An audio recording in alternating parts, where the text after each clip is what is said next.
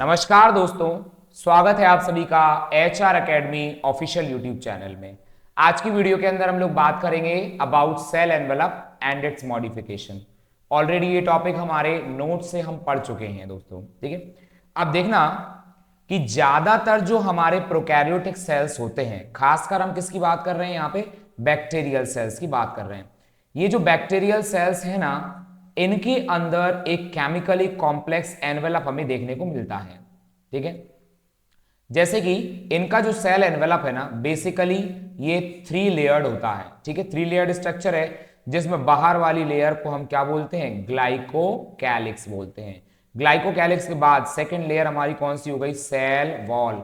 Cell wall के बाद सबसे अंदर वाली लेयर हो गई आपकी प्लाज्मा मेम्ब्रेन। तो दोस्तों एक सीक्वेंस में पहली बात तो आपको नाम याद रखना है, सबसे बाहर ग्लाइकोकैलिक्स, फिर सेल वॉल, सबसे अंदर सेल मेम्ब्रेन या प्लाज्मा मेम्ब्रेन, ठीक है।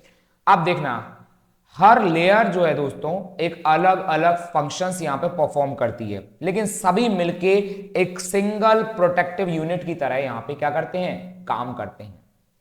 दोस्तों बैक्टीरिया को हम बेसिकली 2 क्लासेस में क्लासिफाई कर सकते हैं या हम कहें कैटेगराइज कर सकते हैं, ठीक है। तो on the basis of the staining procedure 2 तरह के बैक्टीरिया हो जाएंगे। यहां पे आपको रेड कलर में दिख रहा है, एक होते हैं ग्राम पॉजिटिव बैक्टीरिया, एक हो जाते हैं ग्राम नेगेटिव बैक्टीरिया। अब ग्राम एक स्टेन होती है दोस्तों, ग्राम स्टेन। तो जिन बैक्टीरिया पे स्टेनिंग रह जाती है उन्हें हम लोग बोलते हैं ग्राम पॉजिटिव बैक्टीरिया, और जिन्हें वॉश करने के बाद स्टेनिंग रिमूव आउट हो जाती है उन्हें हम बोलते हैं ग्राम नेगेटिव बैक्टीरिया। इसके बारे में हमने डिटेल में हमारी नोट्स वाली वीडियो में बताया है, आप एक बार उसको देख सकते हैं। मैं यहां पर अपने आई बटन में पिन कर दूंगा उसे, ठीक है। दोस्तों जो ग्लाइकोकैलिक्स है, ग्लाइकोकैलिक्स का जो कॉम्पोजिशन है, इसकी जो थिकनेस होती है, ये अलग अलग बैक्टीरिया में अलग अलग हो सकती है। हो सकता है ये जो ग्लाइकोकैलिक्स है ये एक लूज शीट स्ट्रक्चर जैसा हो, जिसे हम लोग स्लाइम लेयर कह देते हैं। अगर आपकी ग्लाइकोकैलिक्स एक लूज शीट लाइक है तो उसे स्लाइम लेयर कहेंगे। अगर ये थिक और टफ है तो इसे हम लोग क्या कह देते हैं, कैप्सूल कह देते हैं, ठीक है। जो सेल वॉल है दोस्तों, basically it will determine the shape of the cell, है ना, and it provide strong structural support, है ना, to prevent the bacteria from bursting और कोलैप्सिंग। जैसे हम ऑलरेडी डिस्कस करते हैं, सपोज जब हम किसी सेल को एक हाइपोटोनिक मीडियम के अंदर रख दिया, ये हमारा भरा हुआ है, सपोज हाइपोटोनिक मीडियम है, एंड वी ऑलरेडी नोस कि जब हम किसी सेल को हाइपोटोनिक मीडियम के अंदर रखते हैं तो हमारा सेल दोस्तों क्या करता है, जनरली स्वेल अप करता है। लेकिन हो सकता है ये सेल स्वेल अप करने के बाद इतना स्वेल अप कर जाए कि ये बर्स्ट होने की कंडीशन में आ जाए। तो बर्स्ट कौन नहीं होने देता है बेसिकली इसे, यहां पे हमारी जो सेल वॉल है ये आपके बैक्टीरिया को बर्स्ट नहीं होने देगी, ठीक है। अब देखिएगा कि जो प्लाज्मा मेम्ब्रेन है इसे दोस्तों हम सिलेक्टिवली परमिएबल मेम्ब्रेन कहते हैं। आपको इस बात को नोट डाउन बहुत अच्छे से करना है। हम ऑलरेडी बता चुके हैं कि जो सिलेक्टिवली परमिएबल मेम्ब्रेन है, नाम से ही समझ में आ रहा है, means it will allow only selected material to go in and out of the cell, ठीक है। एंड दोस्तों जो है it interact with the outside world, है कि नहीं। तो जो प्लाज्मा मेम्ब्रेन है ना, it is similar structurally to that of the eukaryotes, है ना। तो यहां पे प्रोकैरियोट और यूकैरियोट की जो सेल मेम्ब्रेन है इसमें एज सच कोई डिफरेंस नहीं होता है। अब दोस्तों यहां पर हम बात करते हैं कि प्रोकैरियोटिक सेल्स के अंदर कुछ स्पेशल स्ट्रक्चर्स देखने को मिलते हैं जिसे हम मीसोसोम बोलते हैं। बेसिकली जो सेल मेम्ब्रेन की इनफोल्डिंग होती है उसे हम मीसोसोम बोलते हैं।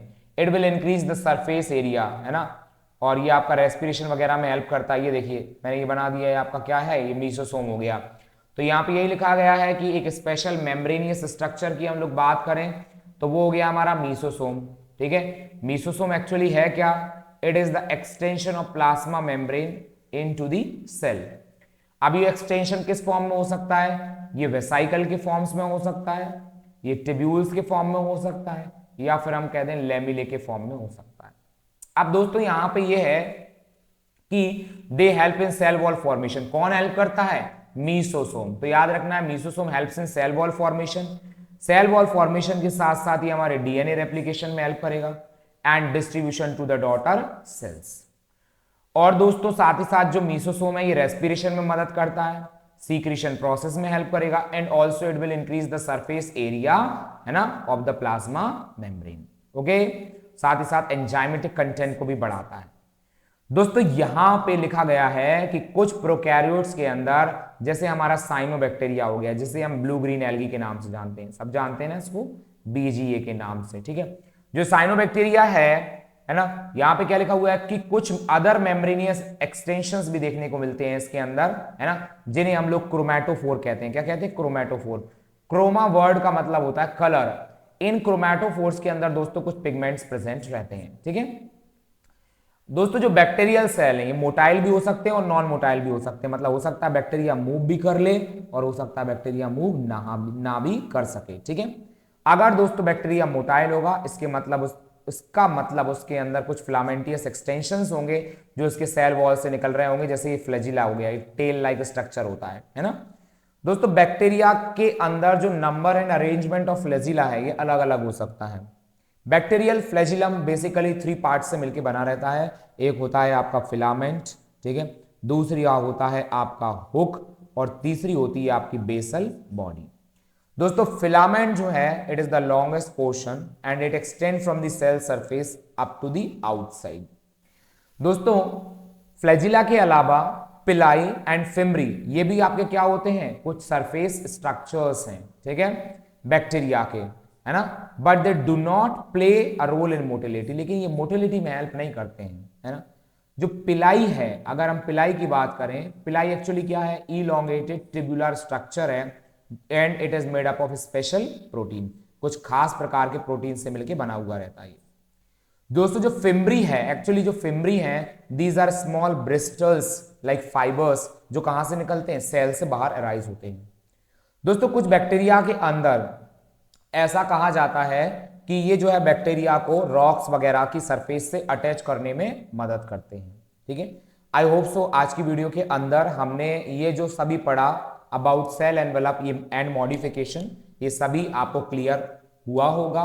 दोस्तों यदि आपके पास हमारे लिए कोई और सजेशंस हैं वीडियो की क्वालिटी इंप्रूव करने के लिए और क्वांटिटी कंटेंट इंप्रूव करने के लिए, तो प्लीज आप कमेंट सेक्शन में जरूर बताइएगा। एक बार फिर से मिलते हैं एक नई वीडियो के साथ, जब तक के लिए बने रहिए HR academy official YouTube channel के साथ। Thank you so much.